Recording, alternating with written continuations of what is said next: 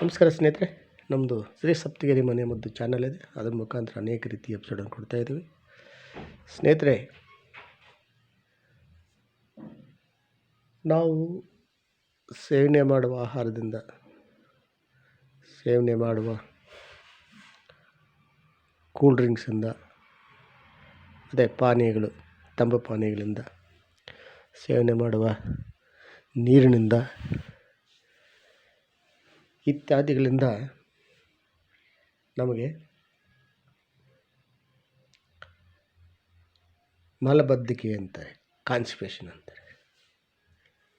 ಅದು ಅನೇಕರಿಗಿದೆ, ಅನೇಕರು ಹೇಳ್ಕೊಳ್ಳಲ್ಲಷ್ಟೇ, ಅನೇಕರಿಗಿದೆ. ಅದು ಸಿವಿಯರ್ ಆದಾಗ ಆಗೋಗಿ ಕೂತ್ಕೊಂಡು ಅದು ಇದು ಅಂತ ಮಾಡ್ಕೊಳ್ತಾ ಇದು ಮಾಡ್ತಾರೆ.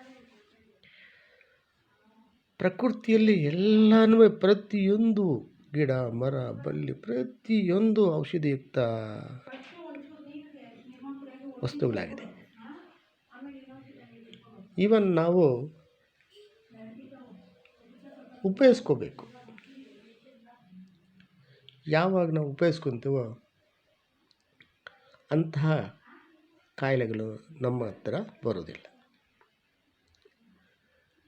ಏನಪ್ಪ ಅಂದರೆ, ಈ ಮಲಬದ್ಧತೆ ಆದಾಗ ಗಂಡಸರಿಗಾಗಲಿ ಹೆಣ್ಣುಮಕ್ಕಳಿಗೆ ಯಾರಿಗೇ ಆಗಲಿ ಆಸನ ಉರಿಯುವುದು, ನಾವು ಕಕ್ಕಸಿಗೆ ಹೋದಾಗ ಸರಿಯಾಗಿ ಬರಲ್ಲ, ಅದಕ್ಕೆ ಪ್ರೆಷರ್ ಕೊಡಬೇಕು. ಪ್ರೆಷರ್ ಕೊಟ್ಟಾಗ ಸ್ಟ್ರಕ್ ಆಗೋದು, ಅಲ್ಲಿ ಸ್ವಲ್ಪ ಗಾಯ ಆಗೋದು, ಇಷ್ಟುದ್ದ ಬೆಳೆಯೋದು, ಪ್ರತಿಯೊಂದಕ್ಕೂ ಉರಿ ಆಗುವುದು ಇತ್ಯಾದಿಗಳ ಕಷ್ಟಗಳನ್ನು ಕೊಡುವಂಥ ಶಕ್ತಿ ಈ ಒಂದು ಪಿಲ್ಸ್ ಅಂತೀವಲ್ಲ, ಮೂಲವ್ಯಾಧಿ ಬರ್ತದೆ. ಅದನ್ನು ತೊಲಗಿಸಲು ನಮ್ಮ ಪ್ರಕೃತಿಯಲ್ಲಿ ಸಿಕ್ಕುವಂತಹ ತೆಂಗಿನ ನಾರು, ಚೆನ್ನಾಗಿ ಬಲಿತಿರ್ತಕ್ಕಂಥ ತೆಂಗಿನಕಾಯನ್ನು ಸುಲಿದಾಗ ಇಂತಹ ನಾರು ಸಿಗುತ್ತೆ. ಇದು ಚೆನ್ನಾಗಿ ಬಿಡಿಸ್ಬಿಟ್ಟು ಒಂದು ಬಂಡೆಯಲ್ಲಿ ಹಾಕಿ ಉಜ್ಜಿದಾಗ, ಸಿಮೆಂಟ್ ಮೇಲೆ ಹಾಕಿ ಉಜ್ಜಿದಾಗ ಅದೇನಾಗುತ್ತೆ, ಚೆನ್ನಾಗಿ ಒಳ್ಳೆ ನಾರು ಸಿಗುತ್ತೆ. ಅದು ಸಣ್ಣ ಕಟ್ ಮಾಡಿ ಒಂದು ಬಾಣಲಿಗೆ ಹಾಕಿ ಚೆನ್ನಾಗಿ ಉರಿಸಿ ಅದು ಕೆಂಡ ಥರ ಆಗುತ್ತೆ. ಇನ್ನೂ ಉರಿಸ್ರಿ, ಕೊನೆಯಲ್ಲಿ ಅದು ಕೆಲವು ನಿಮಿಷಗಳ ಕಾಲ ತುಂಬ ಸ್ವಲ್ಪ ತಣ್ಣಗಾಗುತ್ತೆ. ಆಗ ಅದನ್ನು ಕ್ರಷ್ ಮಾಡಿದಾಗ ಭಸ್ಮ, ಆ ಭಸ್ಮವನ್ನು ಒಂದು ಬಾಟ್ಲಲ್ಲಿ ಶೇಖರಣೆ ಮಾಡಿ, ಒಂದು ಗ್ಲಾಸು ತಿಳಿ ಮಜ್ಜಿಗೆ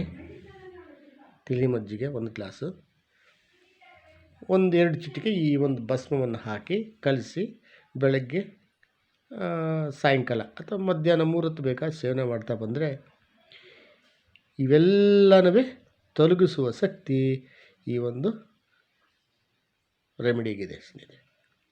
ಸ್ನೇಹಿತರೆ, ಇಂತಹ ನಮ್ಮ ಪ್ರಕೃತಿ ಸಿಕ್ಕುವಂಥ ಪ್ರತಿಯೊಂದು ವಸ್ತುಗಳನ್ನು ನಾವು ಉಪಯೋಗಿಸ್ಕೊಂಡು ನಮಗೆ ಬರುವಂಥ ಕಾಯಿಲೆಗಳನ್ನು ದೂರವಿಡಬಹುದು. ನಮಸ್ಕಾರ. ಇದನ್ನು ನೋಡಿ ಲೈಕ್ ಮಾಡಿ, ಶೇರ್ ಮಾಡಿ, ಸಬ್ಸ್ಕ್ರೈಬ್ ಮಾಡಿ, ಎಲ್ರಿಗೂ ಮುಟ್ಟಲಿ, ಪ್ರತಿಯೊಬ್ಬರು ಮಾಡಿಕೊಳ್ಳಿ, ಅವ್ರ ಮನೆಗೆ ಅವರು ಇದೆ. ನಮಸ್ಕಾರ ಸ್ನೇಹಿತರೆ.